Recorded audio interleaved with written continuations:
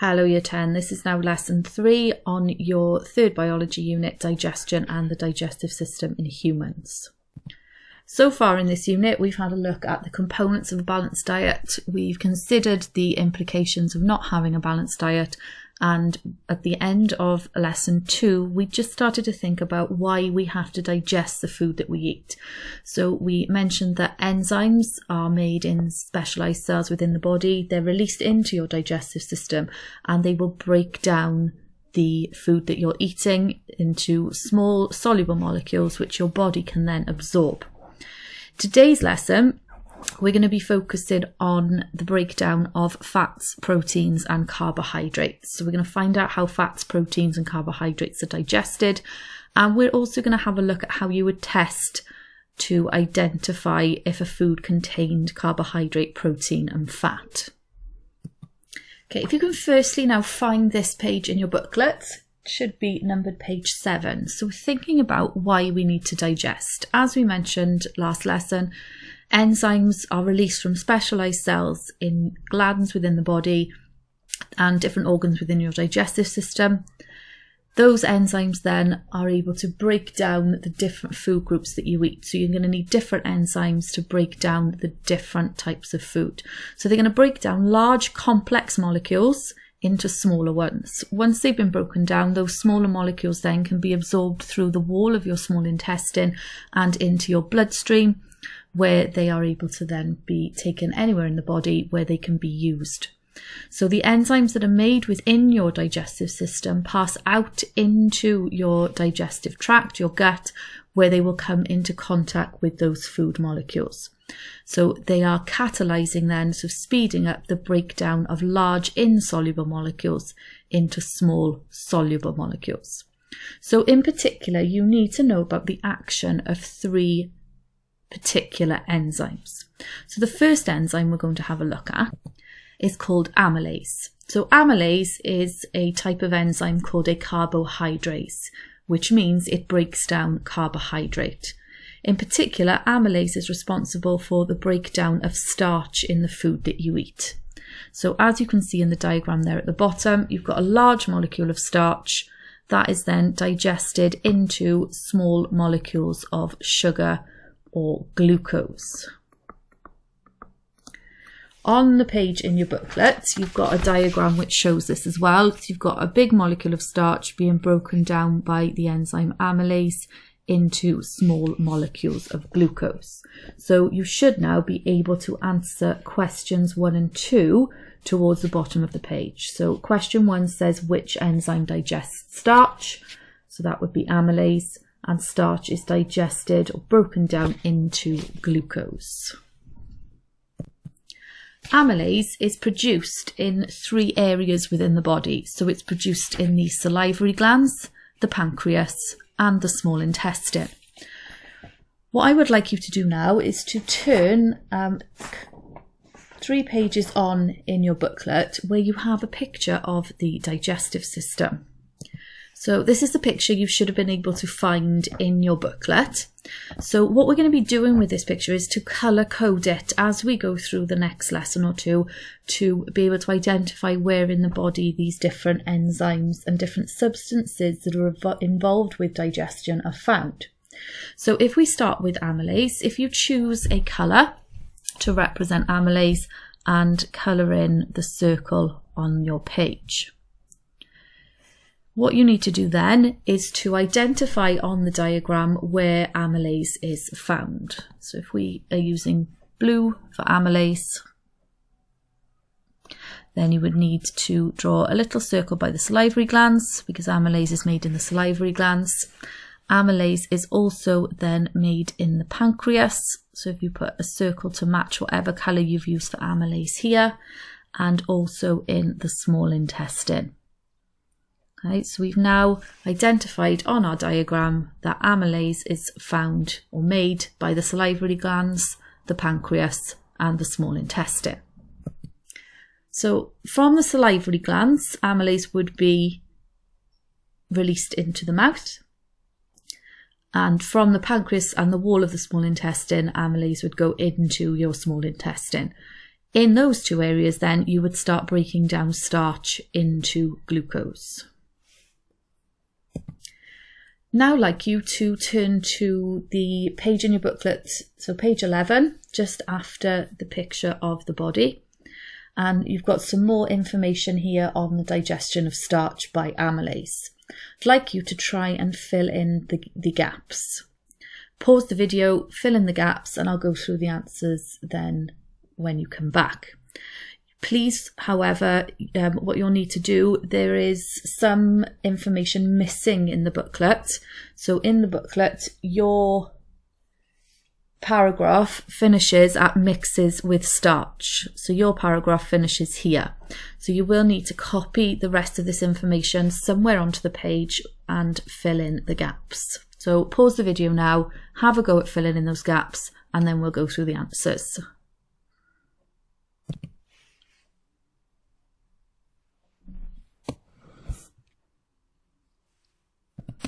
Okay, so what you should have here is that starch molecules are the storage structure used by plants. Basically, they are long, often branched chains of glucose molecules.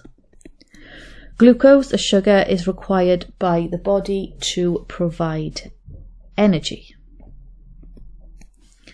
Starch cannot be absorbed into the bloodstream because the molecules are too big. In the mouth, an enzyme called amylase. Now, because it's from the mouth, we would refer to it as salivary amylase.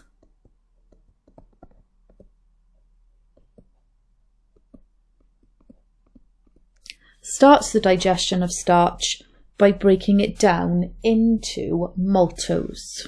Okay, so it doesn't fully digest the starch into the glucose molecules. It's the first stage of digestion. So it's digested into a bigger sugar called maltose, which is still too big to be absorbed into the small intestine. So maltose molecules are also too big to be effectively absorbed. Amylase from the pancreas, so this would be pancreatic amylase, mixes with starch in the small intestine to produce more maltose. The small intestine produces an enzyme called maltase, so this completes the digestion then of maltose into glucose. But for the exam, you only need to be talking about the action of amylase digesting starch into glucose. The glucose molecules would then be taken into the blood and transported around the body to provide us with energy. To finish off the work on starch, so amylase is breaking starch down into glucose, we need to have a look at how we would test for starch and glucose. So this is on now page 8 in your book. It's got the heading food. So in your book, can you make sure you've got this page in front of you, B1.3 food tests. So we're going to start by having a look at how we test for starch. So to test for starch, we use a chemical called iodine. Now I'm going to show you a video of this test being carried out. Right, this video is going to show you how to carry out tests for the different food groups. So if you were given a sample of food and you wanted to identify which food groups it contained, these are the tests that you could carry out. So we're going to start with starch. Starch is a carbohydrate which we use in our body to release energy. For this test, we're going to use one boiling tube, which is a control. In here we have some water, and then in the second boiling tube we are going to put in some starch solution.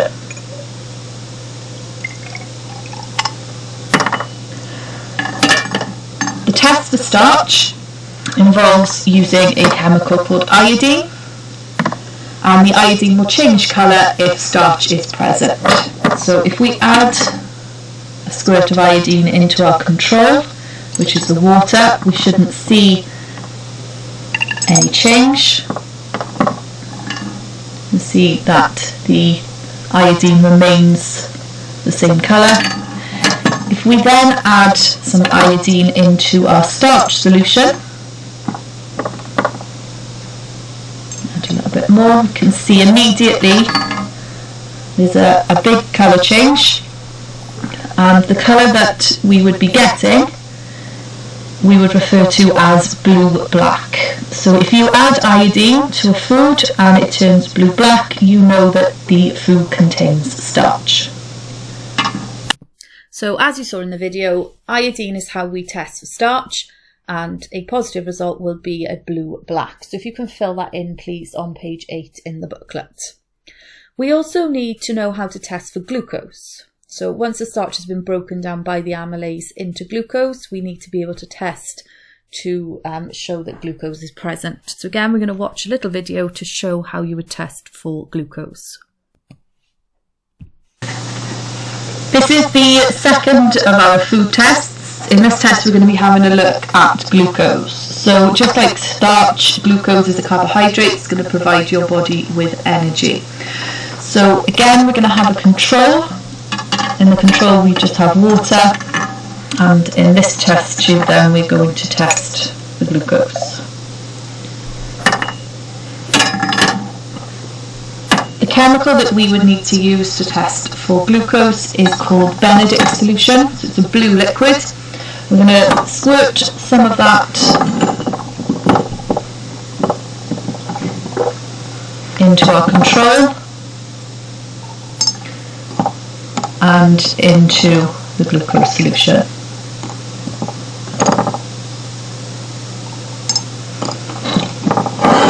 So as you can see, at present, the Benedict has gone in and made both of the tubes look blue.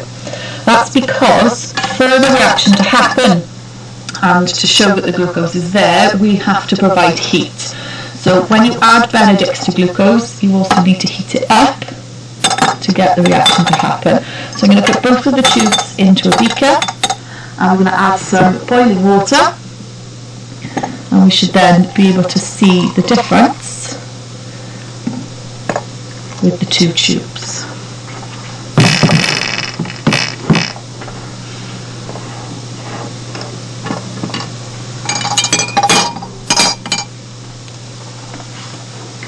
Okay, we've paused the video for a couple of minutes just to allow the reaction to occur, and as you can see in the one tube we're starting to see a colour change. Now what you would usually see is the solution first of all turning a green colour, and then eventually it would start going through to this colour that we can see at the top, this sort of orangey colour. Now that colour is what we would refer to as brick red, and brick red is the positive result when we test for glucose using Benedict solution.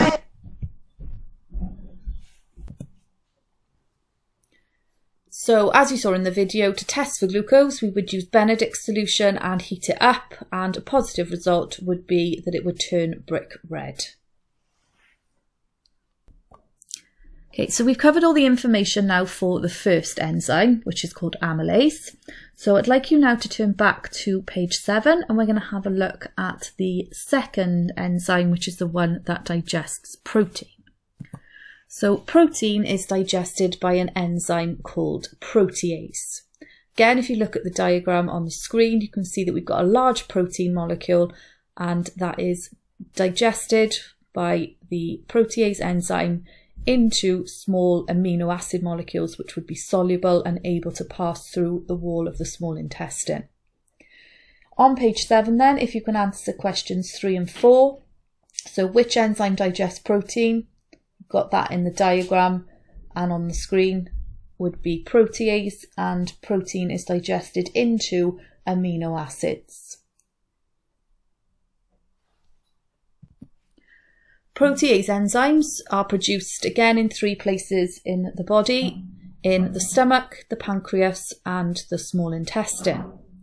If you will now turn back to your page where you've got the picture of the digestive system. So if you can choose another colour now for the protease, so I'm just going to make mine black. So protease is made in the stomach.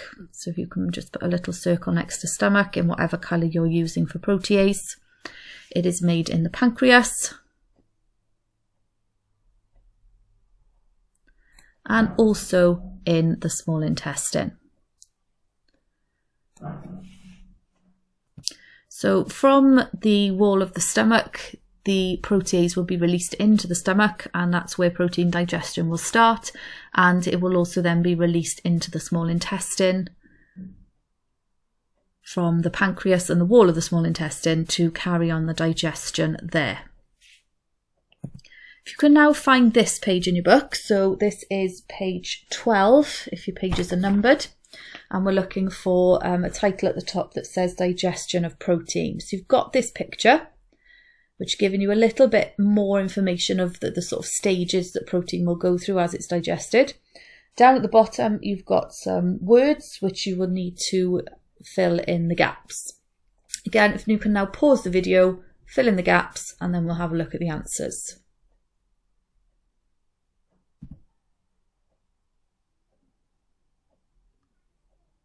Okay, so proteins are essential in the diet for growth and tissue repair.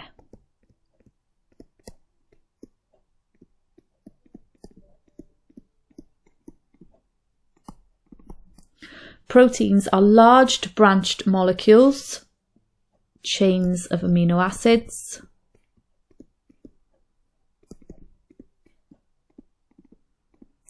found in all types of meat and soya beans. Proteases are enzymes that digest proteins. Examples are trypsin,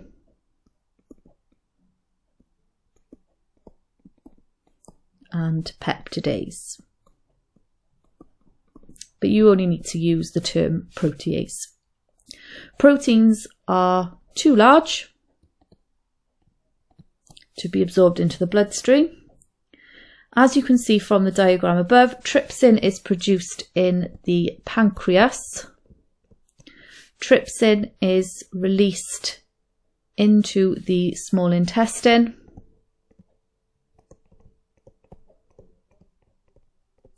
And breaks down proteins to form peptides. Peptidase is produced by the small intestine. And then the peptidase will break down the peptides into individual amino acids that are easily absorbed. What pH do you think these enzymes work best in? Now, because they are working within the small intestine, they would work best in a slightly alkaline pH. Obviously, the enzymes in the stomach, the protease enzymes there, would work better in acidic conditions. But as food goes into the small intestine, because we get bile coming in from the liver, the acid is neutralised and you get slightly alkaline conditions there. So the last thing we need to do now for proteins is to have a look at how we would test for them. So if you can turn back to the page with the food tests on, so page 8, and we're looking now at testing for protein. Again, we're going to watch a little video just to see how we would do that. Okay, this food test we're going to be looking at how you would test for protein. So protein is the food group that you would use in your body for growth and repair. You find protein in foods like meat and fish. So again, just like the previous test, we're going to have a control where we've got water, and then in this boiling tube we're going to put some protein.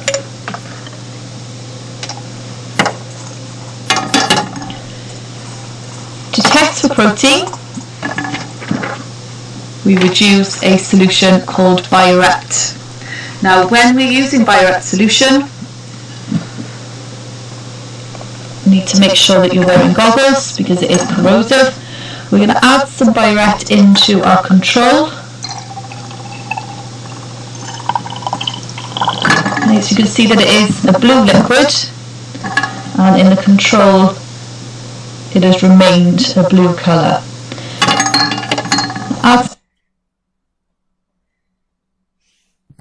So as you saw on the video, to test for protein, we use Biorect solution, which is actually equal amounts of copper sulfate solution and sodium hydroxide, to the food sample. A positive result would be if the solution turned lilac. So if you can fill that in on the page in your book, please. Okay, so the last enzyme we're going to look at today is called lipase. Again, if you can go back to page 7, the page we started on today with the 6 questions at the bottom. This is the third enzyme now that you need to know about. So we've said that starch is digested by amylase, proteins are digested by protease, fats or lipids are digested by the enzyme lipase. Now, slightly different to the other two. When we digest fats, it's not just one smaller molecule that's produced. Fats are made up of 2 components. So when fats are digested, they are digested into fatty acid molecules and glycerol molecules. So if you can now answer questions 5 and 6. So the enzyme that digests fats is called lipase, and fats are digested into fatty acids and glycerol.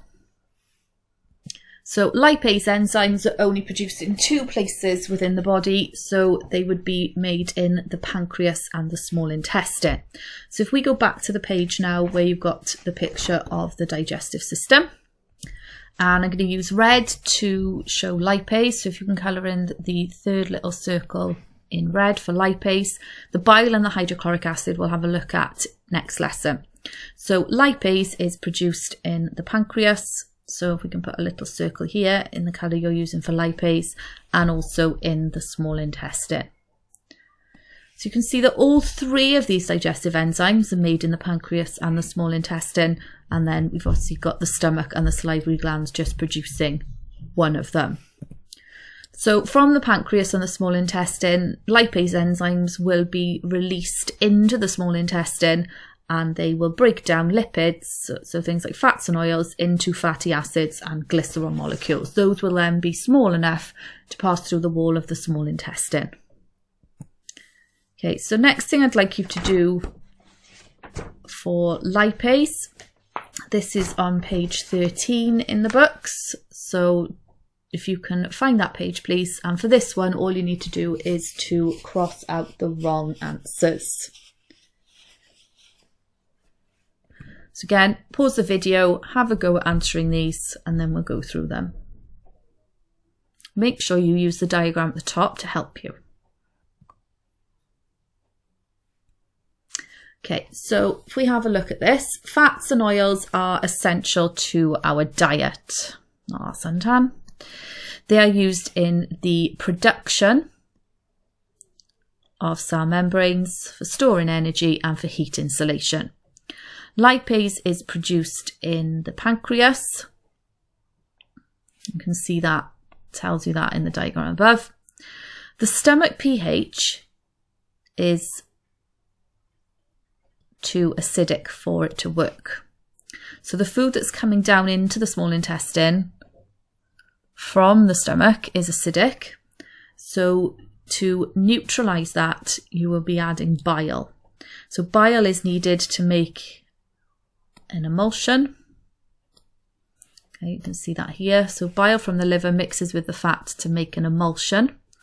That helps to give the fat, it breaks it up into smaller sort of lumps so that the enzymes then have a bigger surface area to work on. Bile is made in the liver. One product of fat digestion is glycerol, not gluey acid, and fatty acids and glycerol are easily absorbed into the bloodstream.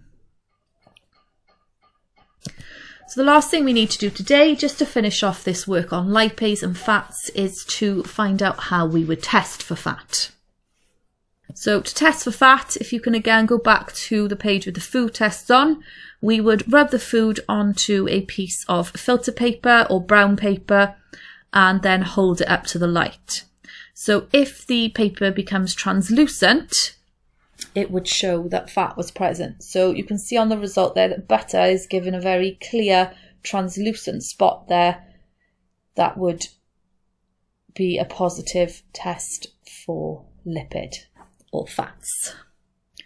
So just to summarise what we've covered today, and you've got this diagram on page 7 in your books. Starch is broken down by the enzyme amylase into glucose. Protein is broken down by the enzyme protease into amino acids, and lipids or fats are broken down by the enzyme lipase into glycerol and fatty acids. That is really important information for the rest of this unit.